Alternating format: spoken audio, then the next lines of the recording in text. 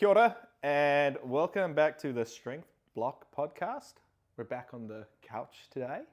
Sophie's got herself a lovely hot chocolate because she has to do something with her hands at all times. Yep. And this time she doesn't have the laptop, so this is it. Now you can watch all our podcasts and see what does Sophie have in her hands. Yeah, it's little Easter eggs for the OG fans of the podcast. All right, so today we just wanted to talk about the role the gym plays in our lives and basically whether or not it is how much part of your identity should the gym be. Which sounds like a very weird topic, but it's something that now that we're older lifters, right? And we've been training for a long time, I feel like naturally your relationship with fitness changes. Yeah. And Mine definitely has, yeah. yeah, it 100% does. And there's like a few factors for it. But I think even for people that are newer to the gym, you've got to be careful with what the role plays in your life of like fitness, right? Anything too much of a good thing is an obsession. Yeah. So basically what I normally say is the gym should be part of your life.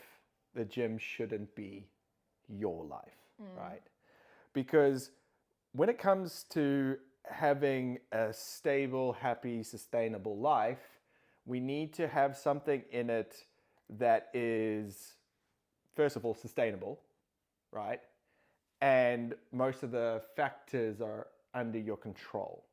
And the nature of what life is like, the time sink fitness is, and what it just does from an energy, nervous, and emotional level, it's going to fluctuate and not always fit in a way that you necessarily like, which is fine. The problem comes in with when you can no longer, when fitness doesn't fit in your life in the way you would like it to, and you start feeling bad about that. Yeah. Which is the trap that I think Like you most start feeling people, guilt. when you start feeling guilt. Yeah. So why, just out of curiosity, why do you think fitness becomes, people that get into the gym, why does it become such a large part of their lives? Do you mean in like on the unhealthy side, or do you mean just in general? Just in general. I've got some thoughts that I can share, but I want to start with what you think. Why? What was the question? Why? Why is fitness one of those weird things that when people start using it, it becomes such a large part of your life? Like no one... Yeah, well, I think it fills a lot of gaps, right? So first, you probably do find a little bit of a community within it. Yeah. So it's feeling like more of a emotional, personal side. That third place that we always talk about. Yeah.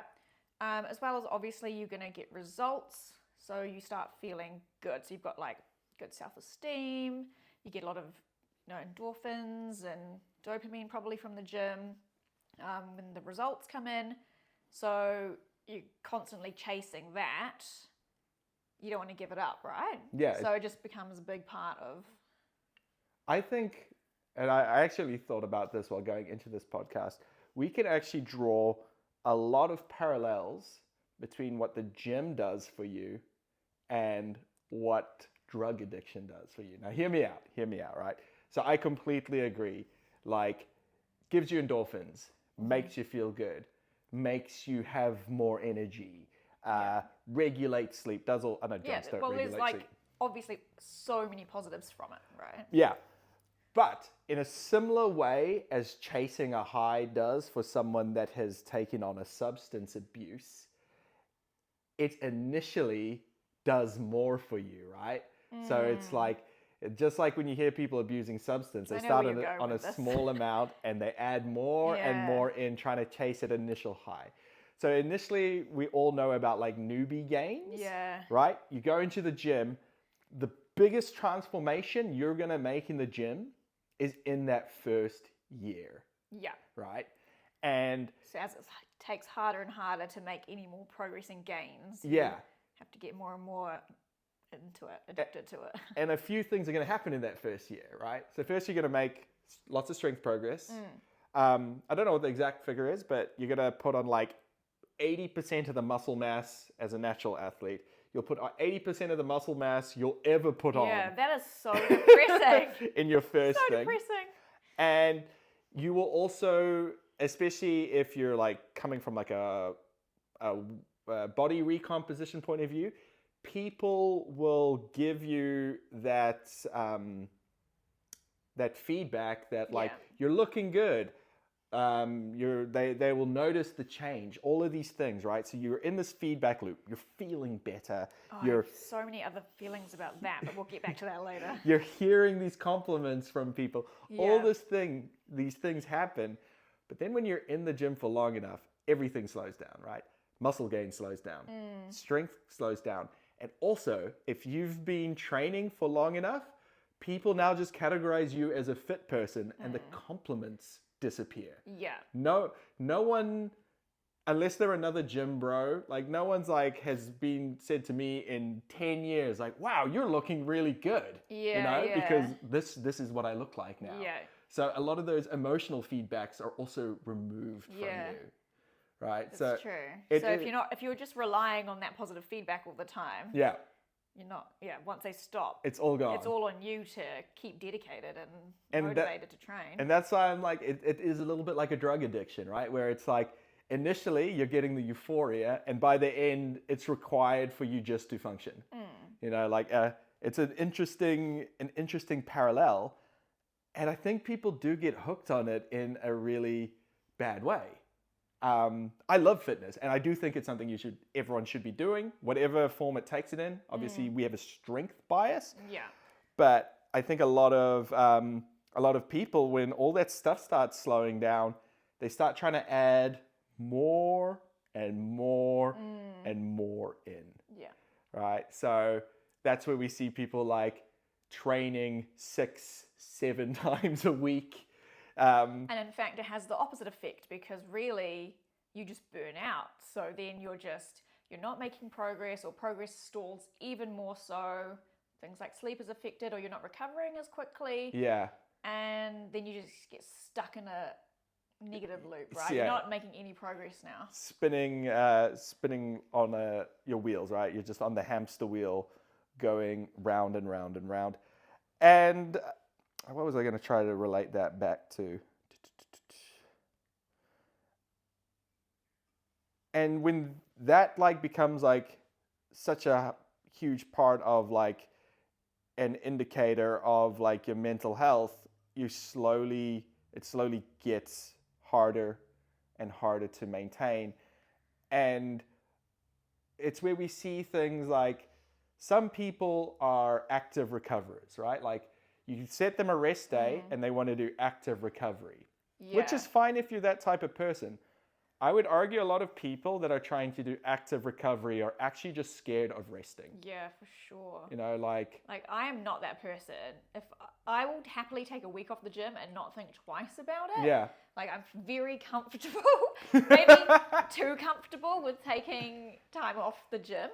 But I would still say that's better than someone who can't take time off.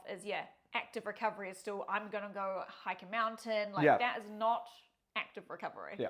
And like, I'm an ADHD person, so I need to be doing stuff all the time. And even I've had to learn that my recovery almost needs to be something like non-physical, right? Like, I need to actually like work on my mind, work on my art, work on something that has nothing to do with the gym, rather than, because my active recovery when I started, and I was also a person that was scared. My active recovery, my cardio was like kickboxing, which the overlap is crazy between that and training. And I was progressing in neither of those disciplines because of and your body might be able to handle it, but then you've got to remember your nervous system is what you're also trying to recover, right? Like, that needs to recover. Yeah. So it is very weird. I see it with my online clients all the time. Like, I will have an intermediate lifter get hold of me and they're like, hey, I want to get strong. And I'll be like, how long have you been training for? and they'll be like 3-4 years, and I'll look at their numbers, and often I'll be like, you know, these are good numbers for like someone who trains, but they're not like numbers of someone that should be like 3 or 4 years into it. You should have made more progress. And part of that is people not understanding programming and stuff. Yeah. But often what you can't fault these people for is, which is what the rhetoric you hear all the time, like, you need to work harder. It's like these people are training 6 times a week, giving it their all. They're the same people that say, no days off. Yeah, no days off. No days off. And it's like I pull their training volume back, and they make like more progress in 3 months than they have in the previous 2 years. Which we briefly covered on our last podcast anyway. And the caveat of this is I also think this is more applicable for older lifters. And by older, I mean like late 20s into your 30s, because that's where we're at, right? I think it's the fear of losing physical progress mostly. Like, yes, people were scared to lose strength, but I think people who are scared to take rest days are very focused on the aesthetic and losing their physical progress if they rest. Yeah. You don't lose muscle that quickly. But yeah, going back to like the role fitness should be playing in your life is, when it comes to lifestyle, I do sometimes think people need to audit it and be like, is this something that I'm doing because I'm worried about going backwards? Yeah. Or am I still enjoying it? Or is it just like a weird, bad relationship that has snuck up on me? Yeah, like if it is the gym and what you look like and your progress, is that defining you and your character as a person? Like, are you scared to not do it because people might judge you because that's all they know? Like, that's how they view you, especially with like social media. People just see it through, you know, you're the fitness person or you do this. And are you scared to step away and try other things or take rests, or because you're scared of losing progress and what other people may perceive that as you're failing or something? Yeah. And it's very easy to, again, because of like the nature of you obviously get haters when it comes to gym junkies, and some of it is warranted, I reckon. But like, it is very easy to get lost in it, especially like when it is such a good form of connection that you will often get other people connecting with you because of it. And it becomes defining of you pretty easily if you're in the right spaces. And I definitely have got lost in it. I remember when my first gym was essentially going bankrupt. And I remember literally thinking and saying out loud, being like, if I lose this gym, like, what am I? Like, I didn't understand what I was if I didn't own a gym anymore. Because it also, you work in it, but you also live and breathe it. Yeah. So it's your job, but it's also your hobby. And are you not doing anything else outside of the gym? Yeah.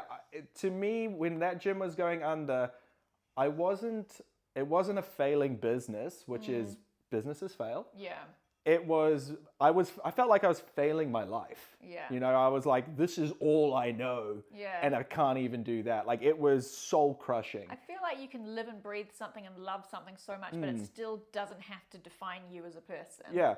And it was weird because before I fell into like the cycle of like the gym being my life, like there aren't many people left in my life that are from like the creative Damien era, before I was a gym rat, right? When I was like graphic design, all I cared about was like fashion design, creating all that kind of stuff.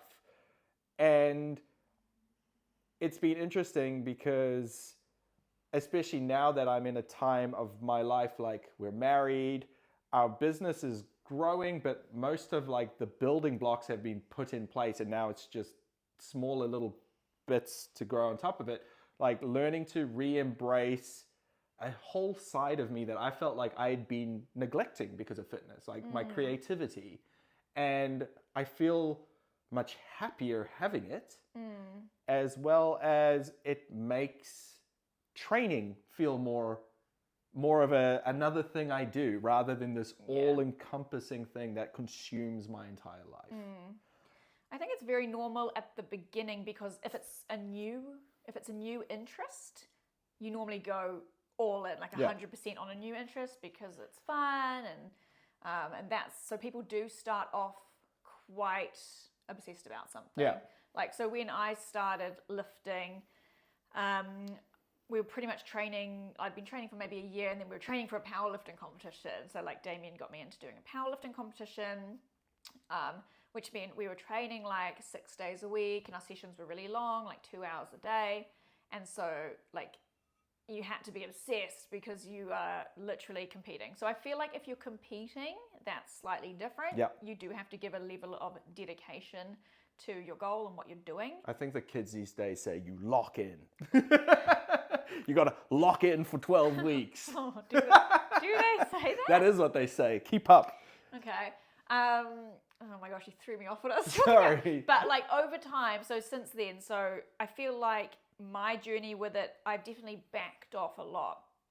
And that may still not, to other people who maybe aren't so gym obsessed or whatever, still looks like I am really like the same. I still gym 3 to 4 times a week, but the intensity of how I feel about it has changed. Yeah.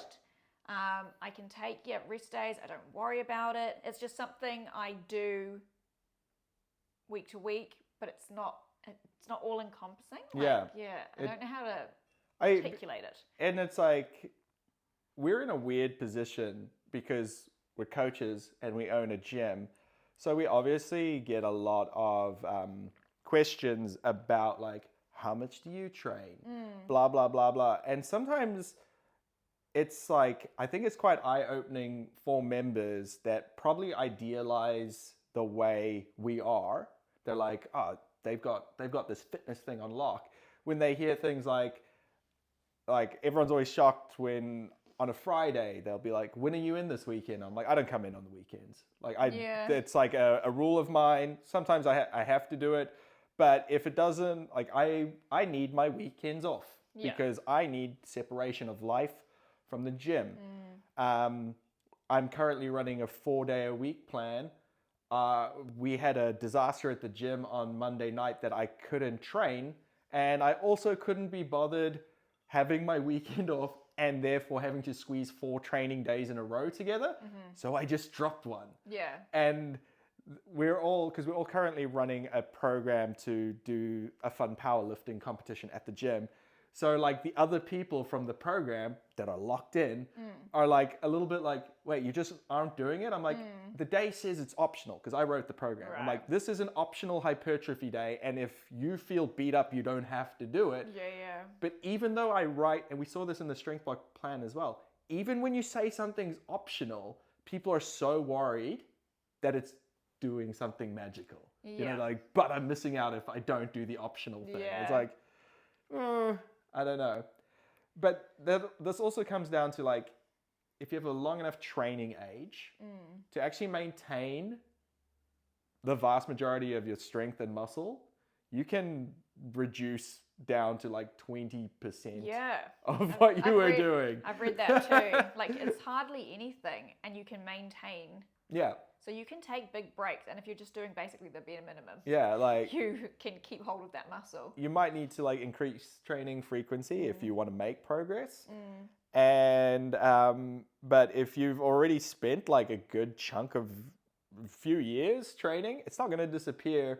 You can reduce your training down to once, even twice a week, and you won't lose much. And then as soon as you bump that volume back up, you will regain it very fast, right? It doesn't disappear like people think it does.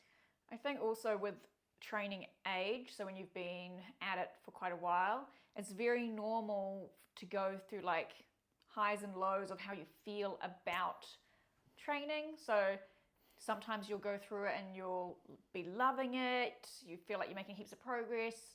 And then other times you'll be like, I just do not feel like going in there. Like, I don't want to, I'm not enjoying my sessions, it's a drag. And then you can kind of relate that to how people who haven't yet gotten into a routine may feel. Yeah. But it's completely normal to go through those, and you kind of just have to acknowledge it, accept it, and like ride through the waves. Yes.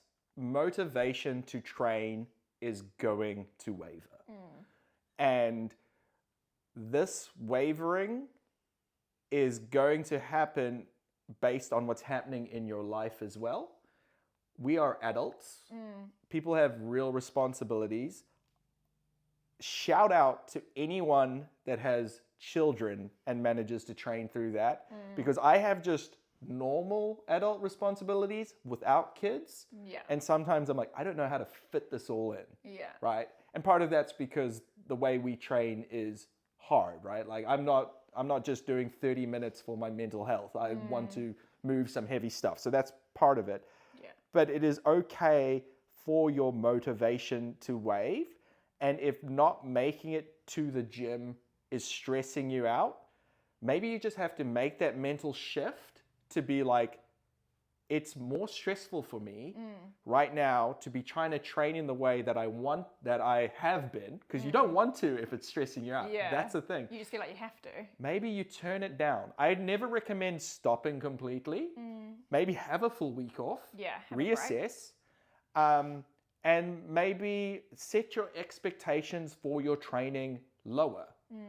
This will give you a moment to breathe, get on top of whatever the life stresses are that are holding you down. And the thing that will happen is if you've been training for a few years, over a long enough stretch, you're going to want to train again. Yeah. And you will reignite your, again, I hate the term motivation.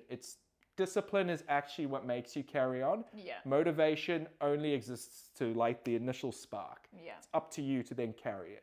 No one's motivated to train for 10 years. No. It doesn't work like And that. Some people, their stress release is in the gym. Like they use the gym to release stress and it makes them feel better. Other people, like myself, I feel if I've got too much going on and my stress is already high, the gym is actually another stress to me.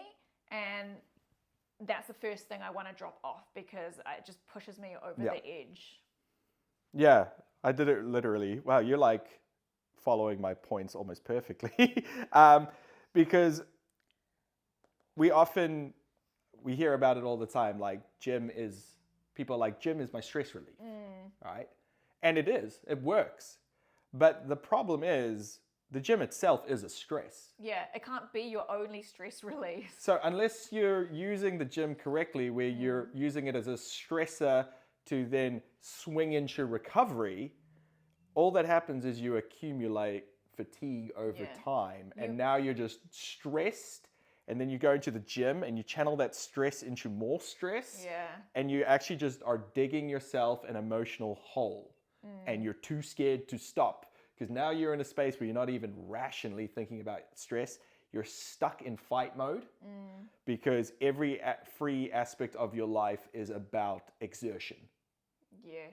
I run into this problem. Yes. Finding stress release in like calmer ways. Yeah. Yeah, that aren't so intense. Yeah. We definitely like Sophie's brother. He's absolute beast. Love Callum to death. Shout out to Callum. Definitely struggles with slowing down. Like I see he probably fits into, and when I say Callum, I would say I'm also an example of this. So this isn't me singling Callum out. Use it as a stress relief, even when he's absolutely fried. Yeah. Doesn't know how to stop because he doesn't know he has without the gym. Yeah. Right. And that's why Callum's as successful as he is, why he looks fantastic, while he moves fantastically. He pushes through everything. He also will train, and you can have I've had the conversation with him. Like he'll train through injuries he shouldn't be. Yeah. He will be having a hard time like recovering and just push through it. And it's amazing because the mindset for him to get after it is actually what a lot of people want to have.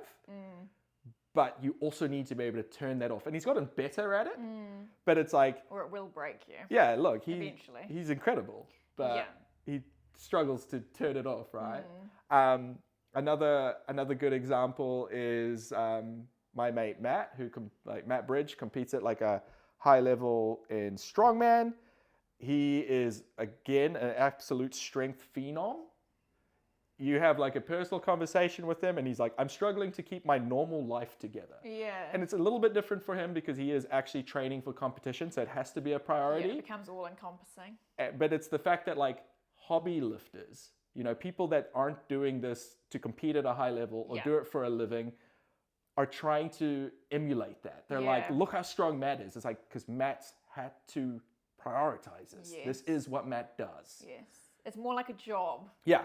And if it's not your job, you don't need to be so intense. And that's even what we used to joke about when we did powerlifting, right? I'd be like, we're training 2-3 hours a session, 5 times a week. That's 15 hours. That's a part-time job on top of a normal job. Imagine getting paid for this. Yeah, like it's insane. You could do it if you were getting paid, for sure. So yeah, then I think it's like, it is, again, it's learning to waver it. And again, to use that term, like, I think it is cool to, if you are like pattering and then you're starting, because it's like, yeah, take rest, but sometimes you can start getting a little bit lazy and you're like, I know I can push a bit harder, but now I'm kind of living that comfortable life. And that's where I do think like things like competitions, challenges, all that kind of stuff, just to reignite the fire, give yourself a reason to train again. Yeah. Yeah, you do need to reignite the fire sometimes if it wavers for too long. Part of your life, not your full life.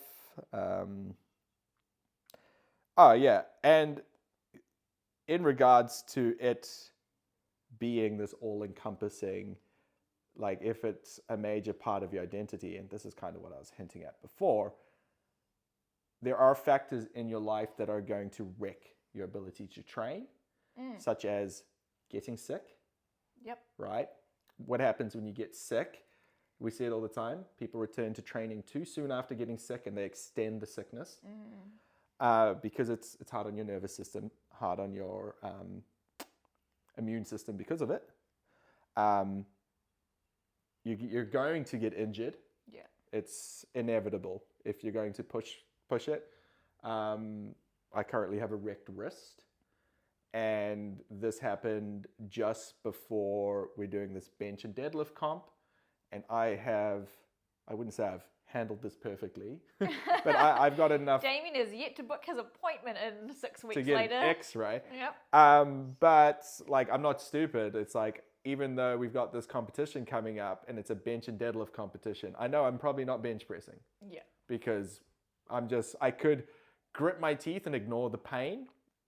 But what am I doing? Like, it's just a bench press at the end of the day. Yeah. So it can't be this all-encompassing thing because there are too many factors that ruin your ability to perform it at a high level all the time. I think it should be present. There's lots of different seasons throughout life that are gonna, make the gym not the first priority in your life. So you've got to be adaptable and just Even like talking about like seasons and life events, I think it's really cool how like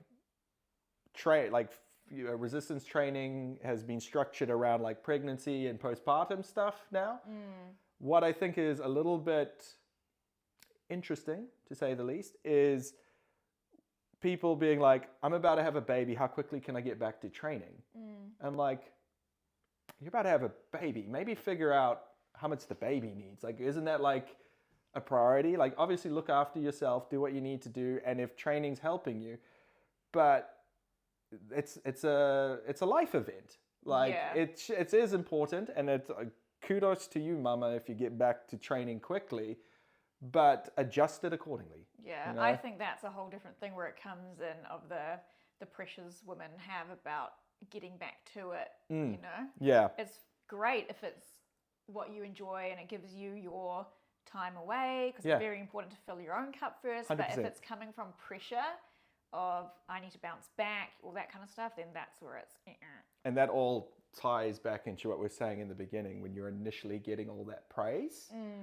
And then it's like suddenly if it gets pulled away and people are now comparing you to what you once were. Yes. And that's a whole social media society issue that's hard, because part of me wants to support being healthy, getting after it. The other part is like, you know what?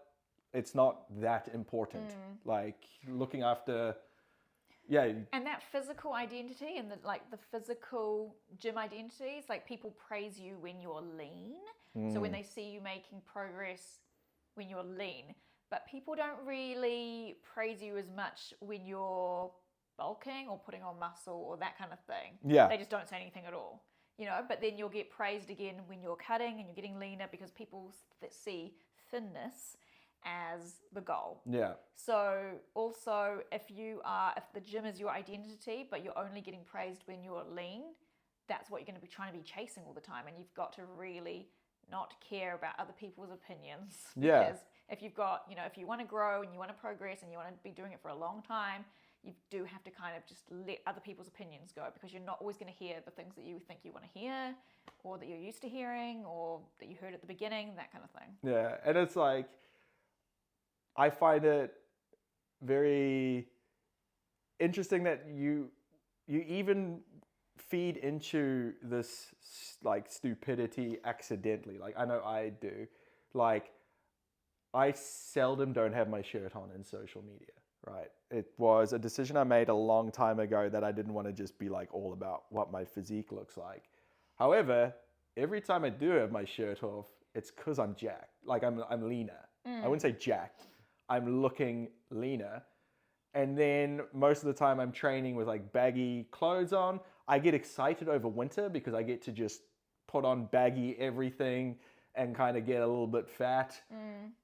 But I know that, and I've personally dealt with like body dysmorphia, like ideas of body dysmorphia. I wouldn't say I've ever had body dysmorphia.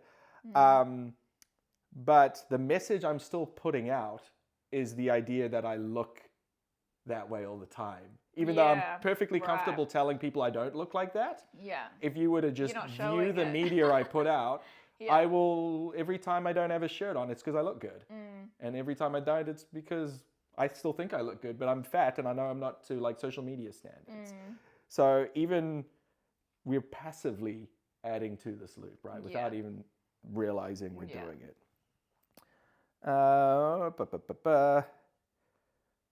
I don't even know what do you reckon this last ending up in? Constant fight. Yeah. Fight mode. Fight or flight. Oh yeah.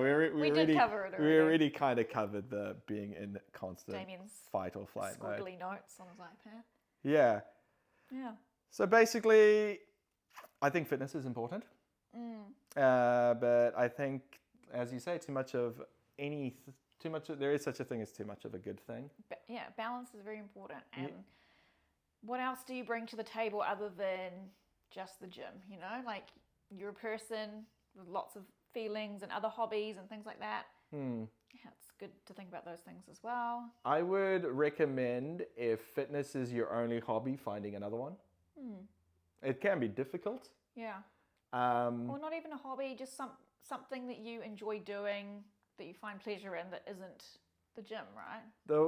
The one I find, another funny parallel that I just thought of is like, I don't know if anyone else's like parents are at retirement age, but one of the interesting things we see, well, I've observed with my parents and their friends and stuff retiring, is their work is so part of their identity, they don't quite know how to retire. They're like, it's like they push it, they're working for longer than they need to because they just kind of don't know what to do. I kind of feel like fitness is the same thing. You're not always going to be able to keep up this level of this, and what are you going to do when you can't? Right? Like, when does the season of life happen? I'm sorry to say, but at some point you're going to bench your heaviest bench forever. And then it's all never know when that slowly, is. slow downhill, right? You'll never know when your last heavy bench and mine might have already happened. Like, I don't know. Like you don't know. And if that bums you out, you probably need something else that's going to stop that bumming you out, right? That's true. Like something that's more sustainable. But yeah, that was just us trying to give a bit of a more realistic thing. Especially we have these conversations with members all the time. Yeah. This podcast will end up on YouTube as well. So if you have any thoughts, feelings, and that kind of thing, questions, feel free to like leave them on the YouTube post. Yeah, and this podcast is brought to you by the Strength Block app. Do you want to do an ad read? Sure, go for it. All right. I thought you were doing Oh, it. me? Yeah. Give us a quick rundown of the Strength Block app and how it balances lifestyle with tie it into the topic. Well, the Strength Block app has programs that have all sorts of different days. You could do 3-day plans, 4-day plans. So you can also, continual add. So if you can only do 2 days a week, you can actually take a plan and you can just enter in as you go. So it does suit everyone's lifestyle. It is affordable. It auto-calculates loads. So if you need your session to be a little bit easier, you can always turn down your 1 rep max, make it a bit easier.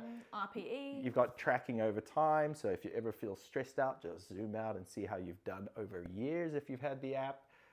It's fantastic. It's a great app, and we just want to get it out in front of more people. So talking about it with people that you know, anything helps us in such a big way, because there's so many apps out there, and it's very hard trying to tell people how it's different. We just need them to see it, and then they'll see for themselves. It's an amazing app. So it has a 14-day free trial, and watch this. Use the code SBPOD, and you'll get 20% off your first month. That's new. That is new. I made it up right this very moment. Go and put that in the... I better, before I upload this, I got to remember to do that. But yeah, it's been good chatting with you. Me? I guess everyone. I don't know. It's very weird. And we will catch you next time from the couch. If there's anything you want us to talk about in an upcoming podcast, again, we'd also love to hear that, because otherwise we're just coming up with ideas ourselves. So give us something. And I talk to Sophie all the time. So we've had these conversations. Help me, yeah. Sometimes it feels like we're rehearsing something we haven't discussed. But it's been fun. And the last few podcasts have had an awesome reception. So I kind of want to really get this going and really nurture it. But that's all from us. Okay. Ciao. Bye-bye.